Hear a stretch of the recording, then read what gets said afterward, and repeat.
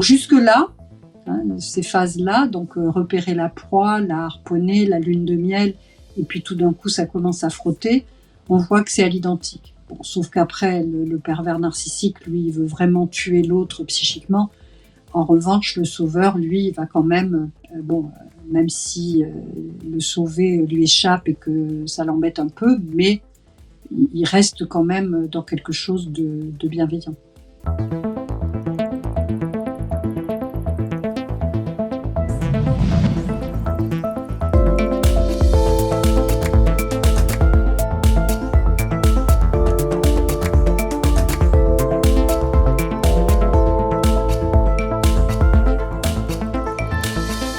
Du coup, oui, c'est vrai qu'il y a cette distinction-là. Quand on sauve quelqu'un, généralement, c'est d'une situation où il n'a même pas le temps de demander de l'aide. Oui. Quand, si quelqu'un chute du balcon et qu'on le rattrape, je prends cette image-là, mais j'en sais rien, c'est qu'on va pas avoir le temps de lui demander, tu veux que je te rattrape? On va le faire. Et donc, il sera sauvé. Alors que si on aide, il y a, est-ce que tu veux être aidé? Est-ce que je peux t'aider? Et est-ce que tu en as l'élan, toi aussi, que je t'aide? Et donc, du coup, c'est beaucoup plus doux comme démarche, beaucoup plus respectueux. Mais si quelqu'un est en train de tomber, effectivement, d'un balcon, bon, ben, comme on n'a pas le temps. Donc, en fait, c'est se mettre dans cette situation d'urgence-là, même quand, des fois, ça n'en a pas l'urgence, finalement. C'est pas cette urgence-là, Oui. mais on la vit comme ça. C'est ça? Oui, oui, tout à fait. Et je donne des exemples de sauveurs saints, aidants saints, c'est-à-dire que c'est des gens qui se sont d'abord sauvés eux-mêmes, et à partir de là, ils vont savoir sauver correctement, ils vont savoir aider. Je donne deux exemples. Je donne l'exemple de l'hôtesse de l'air dans un avion. Dans un avion, l'hôtesse de l'air précise qu'en cas de dépressurisation de l'appareil, il y a un masque à oxygène qui va descendre. Et là, à chaque fois, l'hôtesse dit, si vous avez des enfants à côté de vous, commencez par vous mettre votre propre masque et ensuite seulement, vous pourrez aider correctement vos enfants. Là, tout est dit. C'est-à-dire, je vais me sauver moi, et puis après, comme ça, je vais pouvoir aider de façon correcte. Et j'ai un autre exemple qui est vraiment spectaculaire, où j'étais en vacances à l'étranger avec un couple d'amis qui avaient leur fille Marion, je vais l'appeler Marion, de 16 ans. Et on est arrivé le samedi, et le dimanche matin devait venir nous rejoindre un copain, Paul, chirurgien très connu et très compétent. Et donc le samedi soir, Marion, 16 ans, se met à se tordre de douleur par terre, à hurler, elle avait mal. Alors on est obligé de l'emmener en urgence à l'hôpital, et là il y avait un jeune interne, c'était les vacances, qui n'était pas très rassuré, un jeune interne en chirurgie, et qui n'arrive pas à faire le diagnostic, qui dit colique néphrétique, peut-être appendicite. Bon, et là on lui dit, est-ce que vous voulez qu'on appelle notre ami chirurgien? Donc on lui passe de l'ami chirurgien qui devait arriver le lendemain. Et là, finalement, tout le monde conclut que ça pouvait attendre le lendemain. Donc Paul arrive directement le matin de bonne heure, il arrive directement avec sa valise à l'hôpital. Il examine Marion et puis il dit c'est une occlusion intestinale. Donc il faut l'opérer. On a 3 heures devant nous, mais il faut l'opérer, et c'est une opération qui risque d'être longue. Donc moi je lui dis, écoute, ne t'inquiète pas, je m'occupe de tes affaires, ta valise et tout ça, j'emmène à l'hôpital, sois tranquille. Il me dit, ah non, pas du tout, pas du tout. Je vais porter moi-même ma valise à l'hôtel. J'ai pas mangé mon petit déjeuner ce matin. J'ai très peu dormi parce que hier soir je me suis couchée tard, donc je rentre à l'hôtel, je dors 2 heures, je mange et je reviens. Et là, je sais que je vais pouvoir opérer tranquillement et être rassurée, parce que quelle que soit la durée de l'opération, je suis OK. Et pendant 10 secondes, on s'est tous dit, mais quand même, c'est urgent, comment il va faire? Enfin, intérieurement, on s'inquiétait, et puis tout d'un coup, on s'est dit, quel professionnalisme et quelle belle réaction. C'est-à-dire qu'au lieu d'aller en urgence, j'ai pas mangé, j'ai pas dormi, etc. Non, je me soigne moi, et une fois que je suis bien dans mes bottes, que je suis tranquille, et que physiquement et intellectuellement je suis apte, alors là je vais aider l'autre et sauver pour le coup. Ok, superbe exemple, oui. Parce que là, vraiment, ça résonne avec ce premier de l'avion qu'on connaît tous. Et c'est vrai que quand on ne connaît pas celui-là, la première fois qu'on le rencontre, ce truc du masque, ça fait Oui, toujours un peu bugger. On se rend compte qu'on a été programmé pour faire l'inverse, oui, d'une certaine exactement. façon. Exactement. Euh, Oui, oui, et tu as du tout coup, à ça nous... fait raison, hein. Mm. Tu as tout à fait raison. C'est vrai que moi, comme toi, j'ai le souvenir de la première fois où je l'ai entendu et je me suis dit, ah, mais moi, j'aurais tout de suite essayé de mettre le masque et puis je serais tombée dans les pommes et j'aurais pas mis le masque et tout le monde était fichu, quoi. Quand on y réfléchit 2 secondes, ça tombe sous le sens. Mais Ouais, avant d'y réfléchir, c'est comme si... Alors, je sais pas justement à quel point c'est une question de personnalité ou c'est une question aussi culturelle, dans le sens où j'ai l'impression, moi, d'être sorti de transe hypnotique à ce moment-là, d'une certaine façon. Puisque ouais, ouais, sans réfléchir, j'étais sûr d'un truc auquel j'avais jamais réfléchi. ouais. Et donc, du coup, j'étais certain. Quelqu'un m'aurait dit l'inverse, j'aurais dit, bah non, t'as tort. Et j'en aurais pas démordu. Et d'un coup, on se prend ça et on dit, ah oui, ok, ça amène un peu de subtilité dans tout ça, je trouve. Ça amène un petit peu de nuance et de bon sens. Tout d'un coup, je fais le lien avec le comportement à l'opposé, hein, entre les sauveurs saints et là, pour le coup, dans mon livre, je parle aussi des sauveurs pathologiques. C'est les pompiers pyromanes. C'est-à-dire que les pompiers qui vont mettre le feu pour pouvoir après arriver à sauver et montrer comment ils sont extraordinaires. Donc on voit, hein, entre l'hôtesse de l'air, là, le discours de l'hôtel de l'air, ce chirurgien, et puis de l'autre côté, les pompiers pyromanes ou les anesthésistes qui vont arriver à tuer leurs patients. Donc on voit bien quelle différence, hein, entre sauveur pathologique pour le coup et sauveur sain et aidant sain. Mhm. Ouais, ouais, c'est très intéressant cette notion de pompier pyromane. J'ai presque l'impression qu'il y a des personnes qui fonctionnent aussi en circuit fermé avec elles-mêmes là-dessus. C'est-à-dire qu'elles ont toujours des trucs à régler. Elles doivent toujours se sortir des embûches. Elles doivent toujours se sauver elles-mêmes en continu. Et il y a toujours quelque chose à faire de ce point de vue-là. Leur vie est une tragédie personnelle aussi. Il y a la possibilité d'internaliser ce principe-là, j'ai l'impression. C'est peut-être autre chose là.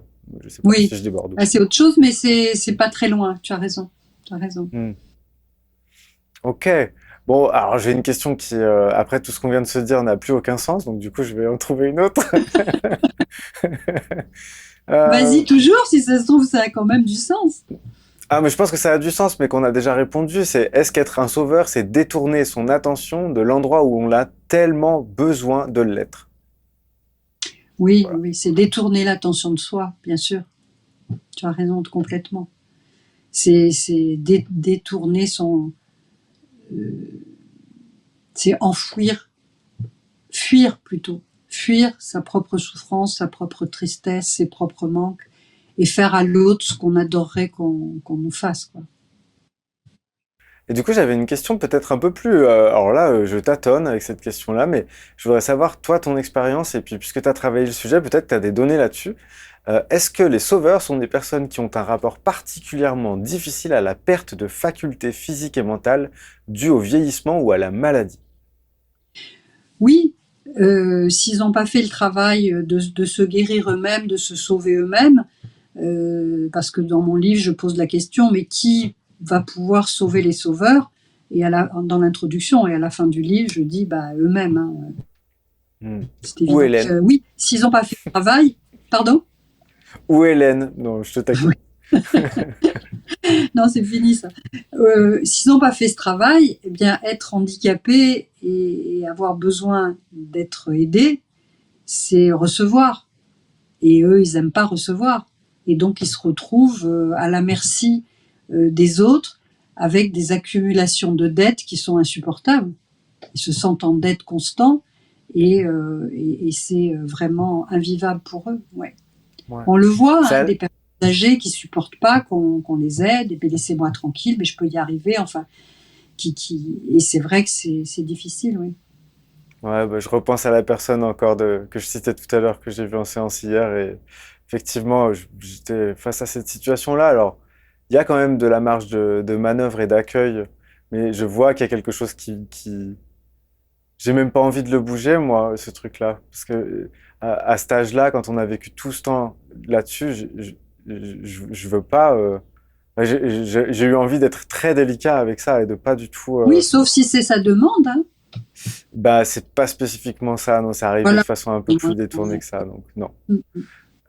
Oui, oui, c'était sa demande sans hésitation, parce que c'est vrai que ça, moi, c'est le genre de situation euh, qui m'active un peu, d'une certaine Mm, façon. mm. Ouais. J'allais venir à l'aspect culturel, en fait, parce que la figure de Jésus, qui est aussi appelé par les croyants notre sauveur, pèse sans doute lourd dans la balance de notre élan à vouloir sauver. Est-ce que tu aurais quelque chose à nous dire là-dessus, mis à part Oui, l'évidence que je viens de soulever? oui, l'évidence, c'est déjà pas mal. Alors, à la fin de mon livre, j'ai une annexe où j'ai 5 sauveurs de masse célèbres. Donc, il y a Jésus, Jeanne d'Arc, Abraham Lincoln, Martin Luther King, Gandhi, etc. Et, et je fais un parallèle. Tous, dans leur enfance, ont vécu des choses difficiles et douloureuses, ont été confrontés à la misère, au racisme, etc. Et donc tous se sont sacrifiés, tous ont donné plus que de raison et tous sont morts ou quasiment morts. Il y a une jeune fille pakistanaise, Malala, qui elle, les talibans lui ont tiré dessus, mais elle a réussi à survivre. Donc je fais le parallèle avec donc les sauveurs de mon livre. Et pour reprendre ta question, bien sûr, on est, nous, dans un pays judéo-chrétien, et l'image de Jésus sauveur est très présente. Et d'ailleurs, dans les causes, les origines de certains sauveurs, je raconte l'histoire d'une personne qui, pour le coup, a été assez aimée par ses parents, mais a toujours vu ses parents aller dans des associations, se sacrifier pour les autres, à demander à leurs enfants de donner leurs jouets aux petits pauvres, etc. C'est-à-dire, ce sont des sauveurs qui sont nés dans une famille de sauveurs et donc ils ont enchaîné pour faire de même. Ouais. Ils ont copié la structure Oui, voilà, parce que modèle, quoi. voilà, donc Mm. des gens très croyants, très pratiquants qui ont embarqué toute la famille dans le rôle de sauveur. Ouais. Mais disons que ouais, c'est très intéressant parce que l'impact, il est incroyable. Si on prend même que Jésus, c'est incroyable, mais les figures intouchables, les figures que tu cites, donc Gandhi et tout, moi j'aurais rajouté pour la blague Bruce Willis, mais en fait, c'est une demi-blague dans le sens où finalement, on a cet amour de mettre un sauveur. Et ce sauveur, dans la version romancée ou dans la version filmée, dans la version cinématographique, souvent, le sauveur, lui, on va bien comprendre la justesse et la justice à laquelle il obéit, et puis derrière, il va pouvoir tuer 100 000 personnes tant qu'il sauve la personne à qui on tient, parce que le scénario nous l'a fait aimer juste avant. On trouve que c'est quand même un sauveur. Et il y a quand même quelque chose d'omniprésent au niveau culturel, là, à cet endroit. Oui, oui, je reprends hein, ce que j'ai dit tout à l'heure par rapport à ta première remarque. Les gens, même s'il y a dans le titre de mon livre, il y a tragédie et besoin ardent d'être aimé, les gens, ils sont sauveurs, voilà. Et c'est beau et c'est exceptionnel. Et, Ouais.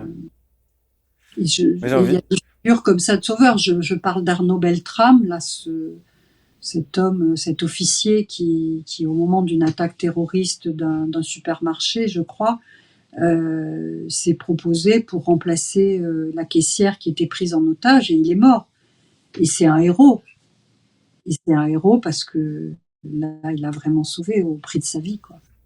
C'est tout à fait ça. Et puis, justement, il y a une certaine solennité à garder. Là, tu vois que moi, je sens directement le poids de j'ai pas le droit de tout dire là. Et je repense encore à cette personne avec qui j'ai fait une séance hier qui m'a donné son adresse. J'ai eu du mal à la trouver et je suis passé par la rue Arnaud Beltrame à la place d'aller chez elle. Je te Wow. jure que c'est vrai. Mm. Donc, il y a déjà une rue qui a son nom juste à côté de là où elle habite et j'y suis passé par erreur juste avant d'aller la voir. C'est aussi des petits signes qui sont rigolos. Ouais, c'est drôle. Euh, mm, Ouais, mm. Et j'ai été surpris parce que je connais son nom, il a été suffisamment mis en ouais. avant. Et donc, du coup, je me suis dit, ah ouais, il y a des rues déjà à son nom. Alors, c'est une petite rue, mais n'empêche, c'est rapide, quoi. Et juste après, j'allais voir cette dame, et aujourd'hui, on a cette discussion. Je trouve que c'est assez cocasse, tout ça. Oui, oui, oui, oui. Une synchronicité là qui est Mm. intéressante. Oui, Ouais, tout à fait. Tout à fait. Et donc, il y a la notion de sacrifice. C'est hyper oui, important, ça. C'est-à-dire, là, on était sur Jésus, mais on est sur la figure du Sauveur, et le Sauveur, lui, il se sacrifie. Et c'est vraiment hyper important, ça. C'est central dans cette posture. Moi, c'est un sujet qui me touche vraiment très fort. C'est-à-dire que la valorisation du fait de se sacrifier, maintenant, ça me fait un peu sortir de mes gonds. De façon, si j'écoute ma personnalité, si je suis pas avec la casquette de thérapeute ou autre, c'est vraiment quelque chose. Si naturellement je laisse Mathieu aller au front, là pour le coup, c'est quelque chose qui m'énerve. C'est quelque chose qui m'énerve. La valorisation du sacrifice, je suis, ouais, je suis activé par ça parce qu'en fait, j'ai marché à ça pendant tellement longtemps. Du coup, je dois avoir une certaine colère encore à traiter par rapport à ça. oui. Et ce qui est, ta réaction, vraiment, je la comprends parce que je parle de ces 5 personnalités célèbres dans mon livre, mais au quotidien, à chaque fois qu'il y a un sacrifice, à chaque fois que j'ai pu aller gratter, j'ai vu que derrière, alors ça n'enlève rien à la beauté du geste, mais derrière, à chaque fois, il y avait des raisons, voilà, des raisons personnelles, et on retrouve dans la petite enfance des choses qui ont amené ces sauveurs à donner leur vie. Hmm. Il y a la notion de mission aussi. Quand on est sauveur, on a des Ouais, ouais. missions. Et donc, du coup, on a une vie importante, enfin, on a une vie significative, on a une vie avec un sens. Ça donne du sens. Ça inscrit notre existence dans quelque chose de plus grand et de beau, d'assez incontestablement beau, en fait, d'une certaine façon. Donc, en fait, on évite quelque part un peu la médiocrité d'une existence normale. Ça te va, ça aussi, comme hypothèse? Oui, oui, oui. Et puis on a l'admiration des autres autour. Oh là là, qu'est-ce qu'il a pu aider, ou qu'est-ce qu'elle a pu faire. C'est admirable. Bien sûr que c'est quelque chose qui est valorisé énormément. Et donc, dans son propre regard à soi, on s'admire sans s'en rendre compte, mais quand même. Et dans le regard des autres, on est admiré. Donc, tout baigne. Sauf que les vraies raisons souterraines, elles sont plus douloureuses. Elles sont plus douloureuses. Ouais. Et c'est connecté à des notions qui, en plus, c'est ce que tu disais un peu plus tôt. Ouais, on va peut-être faire un petit moment où si tu veux bien, tu pourrais nous parler de à quel point ça concerne les personnes au potentiel et hypersensibles parce que il y a ces idéaux de justice qui sont très importants et tout ça. Donc, entièrement se dédier et se sacrifier pour cette idée de justice, ça doit arriver beaucoup aux personnes Oui, au oui. potentiel. Ouais. Oui, oui, parce que les hauts potentiels intellectuels, eux, ont déjà comme slogan, il n'y a pas de problème, il n'y a que des solutions. Ils sont tout le temps dans la solution. Donc si tout d'un coup quelqu'un vient leur demander de l'aide, ils vont y aller. Et puis ils savent qu'ils vont aller plus vite, que ça va être plus juste, que ça va être réussi. Donc il y a vraiment cette logique-là. Et en plus, les hauts potentiels intellectuels, souvent, ont été des enfants parentalisés parce que très tôt, ils ont perçu avec beaucoup de finesse tout ce qui se passait dans leur environnement familial, et ont essayé de porter des solutions, et ont essayé d'aider, de soutenir. Donc on voit bien que ils sont tombés dans la marmite du sauvetage de façon un peu plus fréquente que d'autres. Et les femmes aussi, parce que les femmes petites, on leur dit qu'elles auront des enfants, qu'elles vont pouvoir s'occuper des enfants, puis qu'elles vont pouvoir être infirmières, et puis pas docteur, mais infirmière, pas exagérer. Et voilà, donc on est dans cette logique de don des petites filles. Donc à l'âge adulte, ça va se poursuivre, quoi, ce mythe de l'infirmière. Donc c'est 2 catégories de personnes qui sont fréquemment dans ce rôle-là de sauveur. Ouais. Moi, je pense que c'est important de le signifier parce que c'est un peu le public de cette chaîne et que donc du coup ça risque de parler à beaucoup de gens de plein de manières là ce qu'on est en train de d'échanger. J'espère que justement c'est assez doux, moi il me semble que ça l'est, et en même temps assez frontal, dans le sens où euh, quand j'ai commencé à vouloir accompagner des gens, j'ai dit que je voulais être bousculeur bienveillant, avec c'est plus du tout le nom que je donne à ça aujourd'hui, mais c'était ça l'essence de mon élan. C'était d'être bousculeur bienveillant, c'était ça mon idée. Et j'espère qu'avec cette interview, avec cet échange qu'on a tous les deux, puis avec le livre surtout qui est sorti récemment, c'est un petit peu ce qui va se passer, parce que je pense que ça peut faire du bien de se rencontrer en dehors de cette prérogative, de cette mission lourde, omnipotente, omniprésente, qui a pouvoir sur nous, en fait, d'une certaine façon, et qui ne nous laisse pas le loisir de nous rencontrer en dehors de cette mission-là et de cette urgence-là et de tout ce que ça peut créer comme vague, comme chose à régler, parce qu'on en a réglé une première, il faut en régler 8 autres, etc., etc. Et j'avais un truc qui me venait tout à l'heure, oui, sur un autre bout de l'échange, et j'avais quand même envie de le dire, surtout que c'est quelque chose qui nous a un petit peu marqué dans le discours assez percutant médiatiquement du gouvernement justement actuel, c'est le quoi qu'il en coûte. Et ben moi j'ai l'impression que ce quoi qu'il en coûte, il est vrai pour les sauveurs. Quoi qu'il en coûte, pour le Oui, sauver et pour lui-même. exactement, c'est le quoi qu'il en coûte, c'est je m'oublie et j'y vais, quoi. Euh, et, euh, et quelquefois au prix de ma vie. Et ce qui est intéressant aussi, c'est que dans ce que tu me disais, tout d'un coup, je pensais à tous ces métiers de sauveurs, Ouais, dont les psys, les thérapeutes. Et je ne crois pas qu'on devienne psy, thérapeute, médecin, euh, pompier pyromane. infirmière, pompier, non pyromane, sans qu'il y ait une vraie raison. Et j'ai interrogé des gens qui ont un métier de sauveur. J'ai interrogé un médecin urgentiste, j'ai interrogé un chirurgien, j'ai interrogé une avocate, une coach et un pompier. Et tous, c'était très émouvant ces interviews parce que j'essayais chez tous de questionner un peu l'enfance et voir un peu si l'origine de leur métier ne provenait pas d'une enfance pas forcément tragique bien sûr, mais où ils avaient dû et c'était le cas.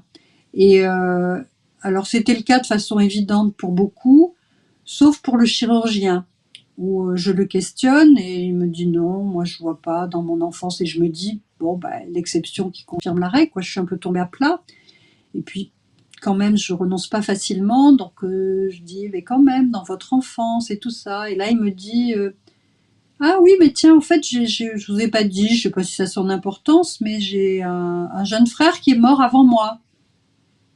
Alors je dis ah bon, qu'est-ce qui s'est passé, comment?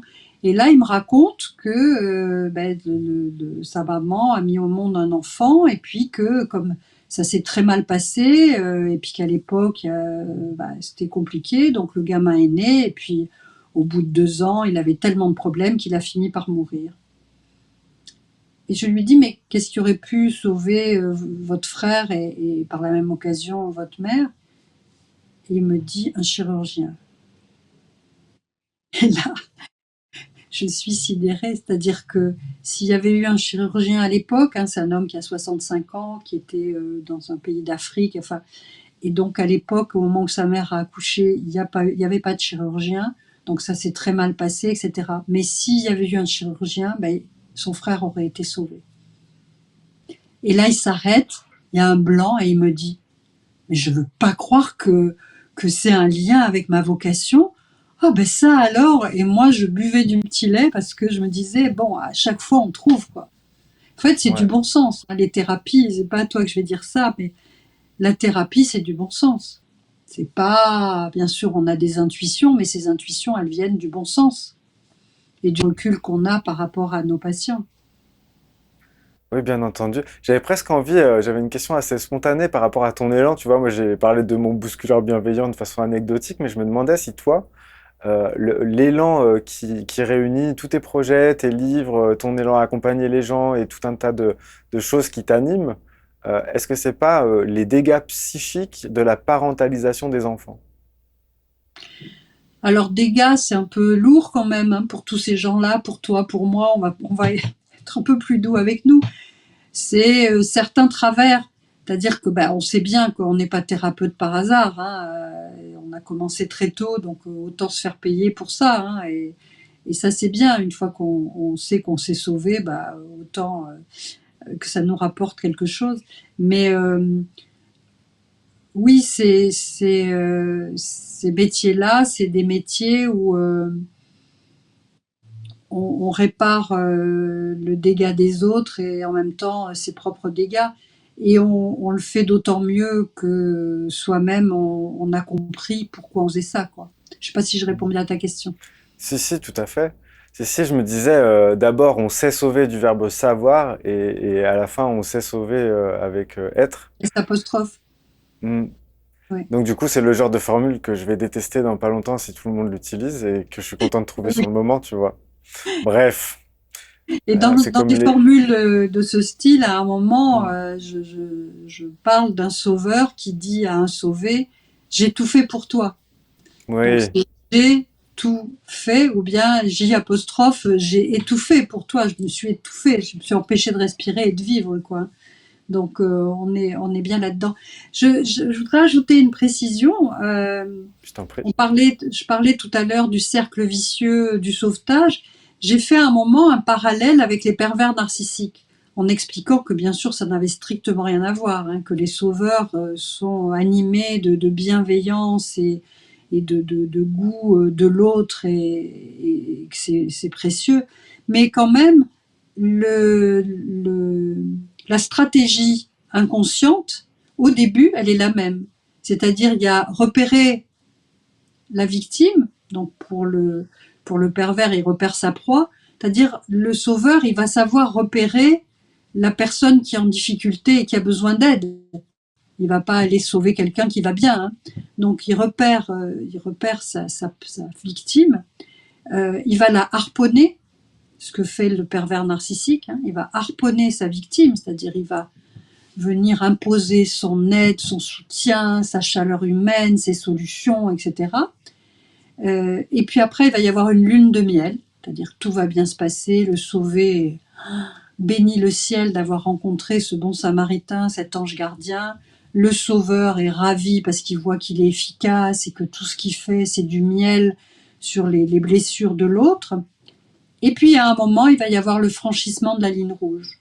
C'est-à-dire tout d'un coup, pour le pervers narcissique, il va commencer à attaquer sa proie et à vouloir la démolir et vraiment vouloir sa mort psychique. Le sauveur, lui, ne va pas du tout être dans cette logique-là, heureusement, mais va vouloir en faire trop. Et là, voilà, ça va commencer à bugger. Donc jusque-là, hein, ces phases-là, donc repérer la proie, la harponner, la lune de miel, et puis tout d'un coup ça commence à frotter, on voit que c'est à l'identique. Bon, sauf qu'après, le pervers narcissique, lui, il veut vraiment tuer l'autre psychiquement.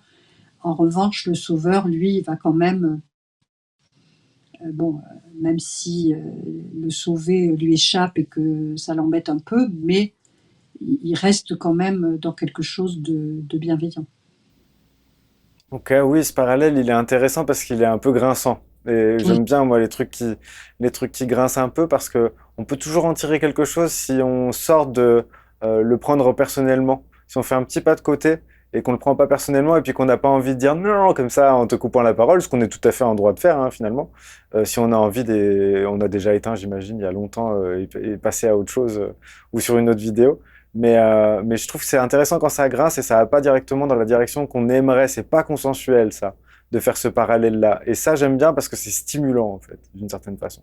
Tu me disais ce qui avait changé pour toi depuis que ce syndrome du sauveur avait été dépassé. Qu'est-ce qui changeait significativement pour toi?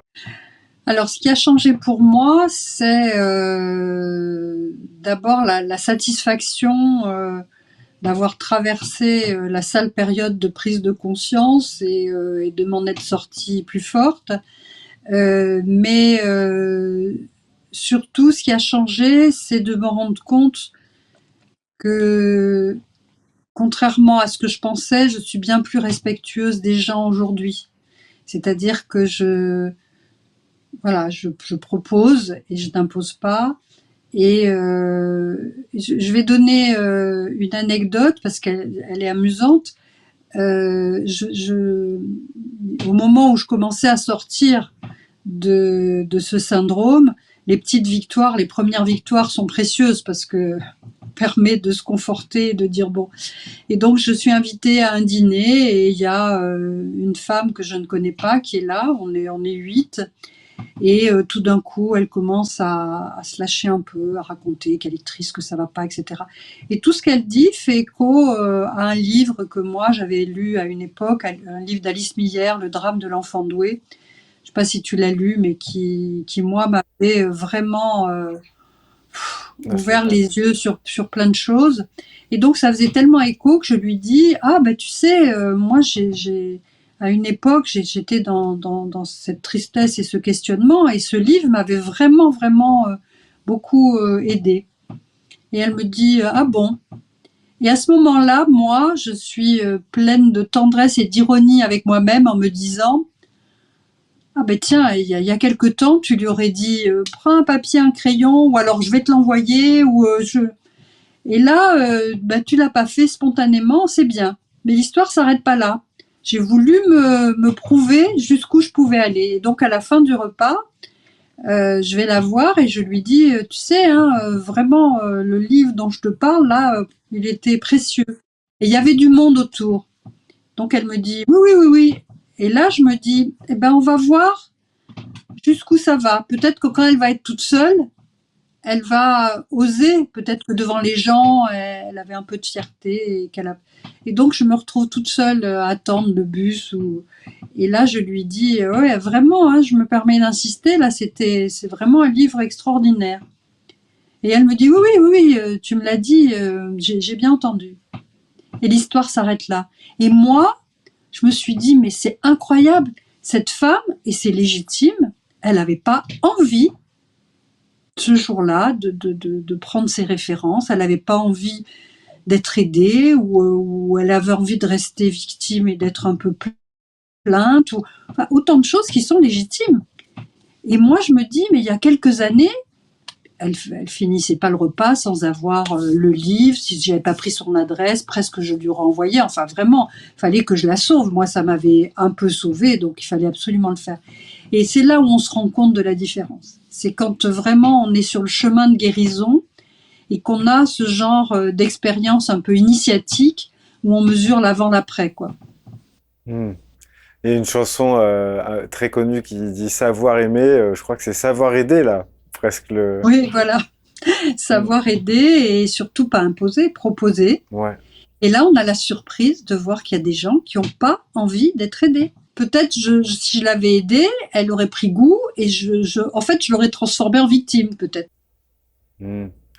C'est très intéressant parce que c'est un moment qui est anecdotique et qui peut être une bascule pour toi du côté où, en fait, tu laisses ta nécessité d'aider l'autre, de sauver l'autre, tu arrives à la laisser à la frontière de l'acceptable et cette personne, elle ne sera pas changée et donc c'est un moment de bascule qui n'a pas lieu et qui pourtant a lieu parce que justement, la bascule n'ayant pas lieu, il n'y a pas la boucle. C'est ça? Oui, tout à fait. Et moi, j'ai pris une très grande leçon et belle leçon. Et je me suis dit, eh bien, ce qui a changé, bien sûr, ça a changé pour moi, mais ça a changé aussi dans mon respect des autres. Parce que, bizarrement, il y a des gens qui n'ont pas envie d'être sauvés. En tout cas, ce soir-là, à cette heure-là, elle n'avait pas envie. Et Ouais, ça, ben, il faut le respecter, quoi. Je bien raconte sûr. d'ailleurs dans mon livre commence avec une anecdote dans l'introduction où je raconte qu'il y a deux petits scouts qui arrivent des louveteaux, qui arrivent en retard à leur réunion de scouts et ils arrivent très en retard et ils sont échevelés, les habits déchirés, ils ont des griffes partout, enfin. Et le chef leur dit mais enfin qu'est-ce qui vous arrive Ben on est en retard, chef. Oui, je vois bien, mais qu'est-ce qui s'est passé? Ben chef, on a aidé une vieille dame à traverser. Ben c'est bien, mais enfin pourquoi vous êtes dans cet état-là? Mais c'est qu'elle voulait pas, chef. Oui, c'est très drôle. Voilà. Justement, Et donc j'allais te poser cette question. Qu'est-ce que ça te fait aujourd'hui de croiser des gens qui sont en plein dans ce que tu as vécu avant? Quand tu croises des sauveurs aujourd'hui, qu'est-ce que ça te fait?